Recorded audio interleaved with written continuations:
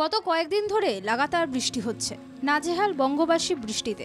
তবে এবার হাওয়া অফিসের পক্ষ থেকে সুখবর, আপাতত দক্ষিণবঙ্গে বৃষ্টি থেকে বিরতি। ভারী থেকে অতি ভারী বৃষ্টির সম্ভাবনা নেই, তবে বৃষ্টি হোক চাই না হোক গরমের অস্বস্তি কিন্তু বজায় থাকবে।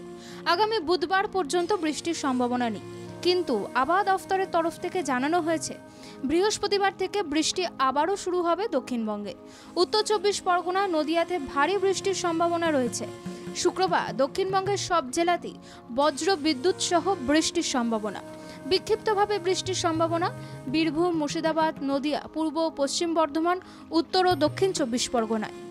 দক্ষিণবঙ্গে যখন বৃষ্টি থেকে মুক্তি, বিপরীত পরিস্থিতি উত্তরবঙ্গে। আগামী কয়েকদিন দার্জিলিং, কালিম্পং, কোচবিহার, জলপাইগুড়ি এবং আলিপুরদুয়ারে ভারী বৃষ্টি হবে, এমনটাই জানিয়েছে হাওয়া অফিস। অতি ভারী বৃষ্টির সতর্কতা জারি করা হয়েছে উত্তর দিনাজপুরে। মঙ্গলবার থেকে শুক্রবার পর্যন্ত উত্তরবঙ্গের জেলাগুলিতে ভারী বৃষ্টি বজায় থাকবে। তবে উত্তরবঙ্গে যদি ভারী বৃষ্টি হতে থাকে তবে নদীর জলস্তর আরও বাড়বে। রবিবার কলকাতার সর্বনিম্ন তাপমাত্রা ছিল 28.4 ডিগ্রি সেলসিয়াস। ভ্যাপসা গরমে ভোগান্তি অব্যাহত বঙ্গবাসী। ব্যুরো রিপোর্ট, বাংলা জাগো।